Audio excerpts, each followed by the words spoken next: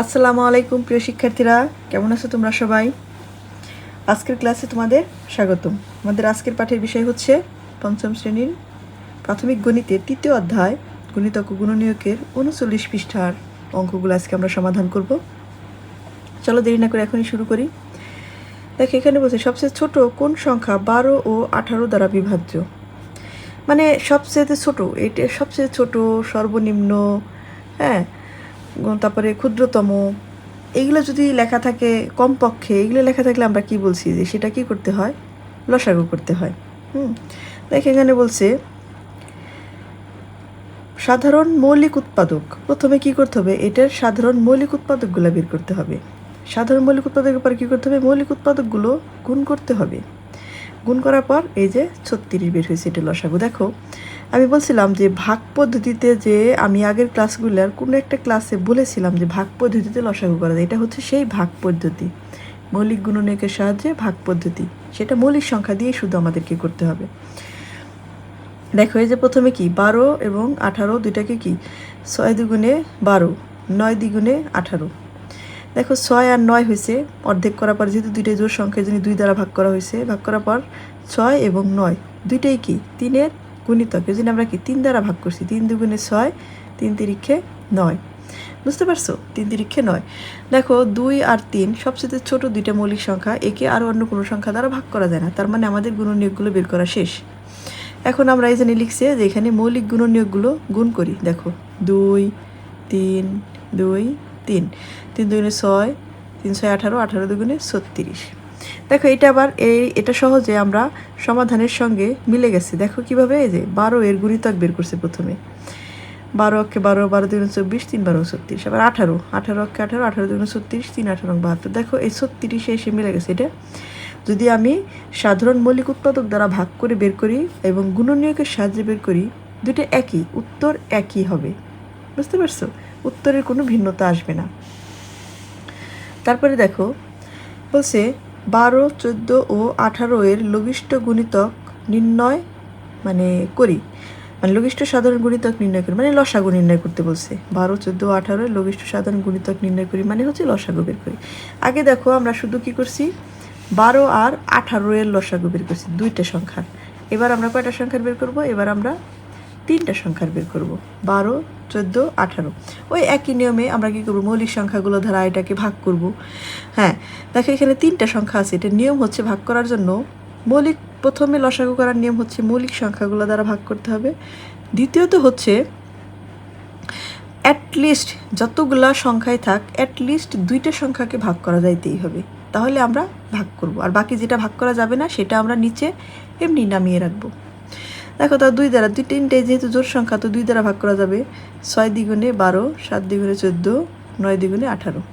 এখন আছে কত আমার, এটা করার পরে 6 7 9, 6 7 9-এর দেখো এই 6 হলো 3-এর গুণিতক, 9ও 3-এর গুণিতক।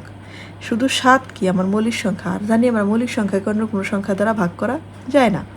তাহলে দেখো 3 দুগুণে 6, 7 ভাগ করা যায় না, 7 এমনি আমরা নিচে নামিয়ে দিছি। হ্যাঁ, 3 তিরিক্ষে 9। দেখো এইগুলো সবগুলোই মৌলিক সংখ্যা, আর কোনোটাকে ভাগ করা যায় না। এখন আমরা কি করব, এন থেকে এইগুলো যতগুলো সংখ্যা বের হয়েছে সবগুলো আমরা কি করব, গুণ করব। দেখো তাহলে 2 3 2 7 3। দেখছো সবগুলো আমরা একসাথে গুণ করব। গুণ করার পর আমরা এখন দেখব আমাদের কত হয়। দেখো কি লিখছে, 12, 14 ও 18 এর লঘিষ্ঠ সাধারণ গুণিতক বা লসাগু। 3 দুগুণে 6, 6 দুগুণে 12। হ্যাঁ দেখো 3 12 36, 36-এ যদি আমি 7 দ্বারা গুণ করি তাহলে কত হয়, 6 7 42-এর 2, হাতে আছে 4, 3 7 21 আর 4 25, 252। দেখো আবার উল্টোভাবে যদি করো, 7 দুগুণে 3 7 21, 21 দুগুণে হচ্ছে 42, 3 42-এ কত, 3 40, 120, 126, 126 দুগুণে 252। তাহলে এটা কত হবে, 252 হবে লসাগু। বুঝতে পারছো, এখন এই যে এখানে লসাগু করার নিয়ম দিছে, অবশ্যই এটা তোমরা খুব ভালো করে পড়ে নেবে লসাগু করার নিয়মগুলা। কি বলছে দেখো, সাধারণ মৌলিক গুণনীয়ক দ্বারা ভাগ করি। এই যে যেখানে এই যে সাধারণ মৌলিক গুণনীয়ক দ্বারাই আমরা ভাগ করছি সবগুলা। তারপরে যদি সবগুলো সংখ্যাকে ভাগ করার মতো কোনো মৌলিক গুণনীয়ক না থাকে, মনে করো এখানে তিনটা, আমি যদি এখানে আমার যদি 14 না থাকে, মনে করো আমার যদি সংখ্যাটা এরকম হইতো যে 12, 15, 18, তাহলে দেখো এটা বেজোড় সংখ্যা, তাহলে এই দুইটাকে আমরা ভাগ করতাম 2 দিয়ে। হ্যাঁ, এটা আমরা এইভাবেই রেখে দিতাম। যেমন দেখো কি করতাম, আমরা 2 দিয়ে যদি ভাগ করতাম, 6 দ্বিগুণে 12, 15 ভাগ করা যায় না, 15 নামাই দিতাম, 9 দ্বিগুণে 18। তারপরে দেখো 3 দ্বারা ভাগ করা যায় সবগুলোকেই, 3 তিরিক্ষে, তো 3 দুগুণে 6, 3 5 15, 3 তিরিক্ষে 9। দেখো সবগুলো মৌলিক সংখ্যা বেরিয়ে গেছে। বুঝতে পারছো? তাহলে আমরা এইভাবে ভাগ করবো, যেটা যাবে না সেটা নিচে নামিয়ে রাখবো। এটা এখানে এই কথাই বলছে, যদি সবগুলো সংখ্যাকে ভাগ করার মতো কোনো মৌলিক গুণনীয়ক না থাকে, তাহলে অন্তত 2টি সংখ্যাকে ভাগ করা যাবে এমন একটি মৌলিক গুণনীয়ক দ্বারা ভাগ করি, যেটা আমরা এখানে করছি, যে 2 দ্বারা ভাগ করা যায়, এই জন্য 2টাকে করছি, একটা রেখে দিছি। তারপরে কি বলছে দেখো, অবিভাজ্য সংখ্যাটিকেও নিচের বরাবর লিখিয়ে যে অবিভাজ্য, যেটা ভাগ করা যায় না সেটা আমরা নিচে বরাবর লিখেছি। তারপর উৎপাদকগুলো গুণ করি, এই যে তারপরে কী করবো, এই উৎপাদকগুলো সব গুণ করবি, যেমন এই যে বের করার পর উৎপাদকগুলো গুণ করে যেটা হবে সেটাই আমার লসাগু হবে। দেখো এরপরে আমাদের কিছু লসাগু বের করতে বলছে। চলো আমরা এই লসাগুগুলো যদি বের করি তাহলে কেমন হয় দেখো। তাহলে লসাগুগুলো হবে কি, কিভাবে আমরা খাতায় করব আমি সেই নিয়ম অনুসারে করছি। প্রথমে আমরা এভাবে তুলবো, তোলার পরে এটা এভাবে ডাকতে দিব, একটা 12, একটা 15। হ্যাঁ, এটা জোর, এটা বেজোড় সংখ্যা। আমাদের নিয়ম ছিল কি, কমপক্ষে 2টা সংখ্যাকে ভাগ করা যাবে। তাহলে 2 দ্বারা আমরা ভাগ করতে পারবো না, তাহলে 3 দ্বারা, কারণ এটাও 3-এর গুণিতক, এটাও 3-এর গুণিতক। তাহলে 3 4 12, 3 5 15। দেখো আমাদের এই সংখ্যাটাকে আর ভাগ করা যায় না, যেহেতু আর ভাগ করা যায় না, তাহলে এটা আমরা কি লিখব, যে 12 ও 15 এর লসাগু। লসাগু সমান কি লিখবো, লসাগু আমি যেহেতু এই পাশে আরেকটা অঙ্ক করবো, আমি এখানে নিচে লিখে দিই, তোমরা খাতায় পুরোটাই করবা। লসাগু 3 গুণন 4 গুণন 5 সমান কত হবে, 4 5 20, 3 20 60। বুঝতে পারছো? আবার এটা 24 আর হচ্ছে 36, এটা দুইটাই জোড় সংখ্যা, তাহলে আমরা কি করব, 2 দিয়ে। 12 দুগুণে 24, 18 দুগুণে 36। ঠিক আছে, তারপরে দেখো আবার দুইটাই জোড় সংখ্যা, আবার 2 দিয়ে।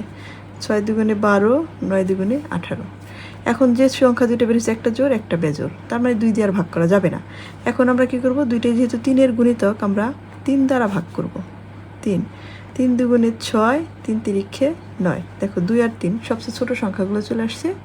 তাহলে আমাদের এই সংখ্যাগুলোর এখন কি করতে হবে, এই সংখ্যাগুলো সব গুণ করলে এটার গুণফলই হবে লসাগু। এখানে আমরা কি লিখব, সুতরাং 24 ও 36 এর লসাগু সমান 2 গুণন 2 গুণন 3 গুণন 2 গুণন 3। ঠিক আছে, দেখো এই যে 2 গুণন 2 গুণন 3 2 3, এই যে 2 2 3 2 3 2 2 3 2 3 করতে হবে। 2 দুগুণে 4, 3 4 12, 12 দুগুণে 24, 3 24 কথা 3 20 60, 72 হবে আমার লসাগু। ঠিক আছে, এখন তারপরের সংখ্যা দুইটা দেখো কি বলছে, এখানে 14, 18 আর হচ্ছে 21, 3 সংখ্যার।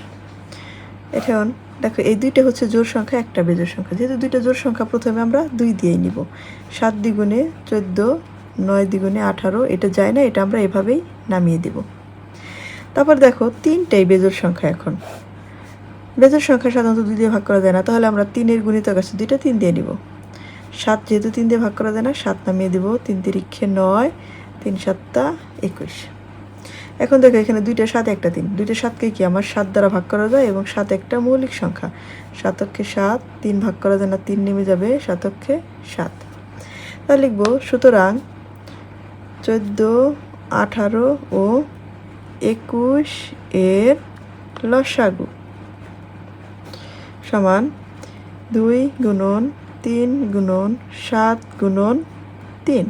এক সংখ্যাগুলো আমরা নেব না, কারণ 1 দিয়ে আমাদের গুণ করলে যা হবে, গুণ না করলেও তাই হবে। তাহলে 2 গুণন 3 গুণন 7 গুণন 3, এটা আমরা নিয়ে নিলাম। এখন আমরা কি করব, সবগুলো সংখ্যা গুণ করব। 3 দুগুণে 6, 6 7 কত? 6 7 আমার 42। 42-রে 3 দ্বারা গুণ করলে কত হয় বলো দেখি? তাছাড়া তোমরা 42-এ 3 দ্বারা, তাহলে 42-এর 2 হলো 6 আর 3 4 12, 126। আমরা যদি অন্যভাবেও করতে পারি, 3 7 21, 3 21-এ হচ্ছে 63, 63 দুগুণে হচ্ছে 126। বুঝতে পারছো? এখন আমরা এইটা করব। এটা একটু বড় সংখ্যার আছে। দেখো কি বলছে, 39, 45, 81, তিনটাই আমাদের বেজোড় সংখ্যা। তোমরা খেয়াল করে দেখো, যেহেতু বেজোড় সংখ্যা তার মানে 2-এর চিন্তা ভাবনা বাদ। এখন আমরা 3 দিয়ে ভাগ করা যায় কিনা সেটা দেখি। দেখো 3-এর গুণিতক আছে কিনা সেটা আমরা 3-এর বিভাজ্যতার নিয়ম অনুসারেই দেখব। 8 আর 1-এ 9, তার মানে 3 দ্বারা ভাগ করা যায়। 4 আর 5-এ 9, 3 দ্বারা ভাগ করা যাবে। 9 আর 3-এ 12, 12-এর 3 দ্বারা ভাগ করা, তার মানে তিনটাই 3-এর গুণিতক, মানে 3 দ্বারা ভাগ করা যাবে বিভাজ্যতার নিয়ম অনুসারে। তাহলে আমি 3 নিব। 1 3, 3 13 39, 3 15 45, তারপরে হচ্ছে 2 থাকে 2 1, 3 27 81। তাহলে দেখো আবারও সবগুলো বেজোড় সংখ্যা। এই 27 আর 15 হচ্ছে 3 দ্বারা ভাগ করা যায়, তাহলে আমরা আবারও 3 নিব। 13 যেভাবে আছে নামিয়ে দেবো, ভাগ করা যায় না। 3 5 15, 3 9 27। বুঝতে পারছো? তাহলে কত আমাদের 3 9 27 এই পর্যন্ত আসলো। এখন দেখো তোমরা যদি খেয়াল করো, এটা একটা মৌলিক সংখ্যা, এটা একটা মৌলিক সংখ্যা, দুইটাই মৌলিক সংখ্যা, বাকি থাকে একটা 9।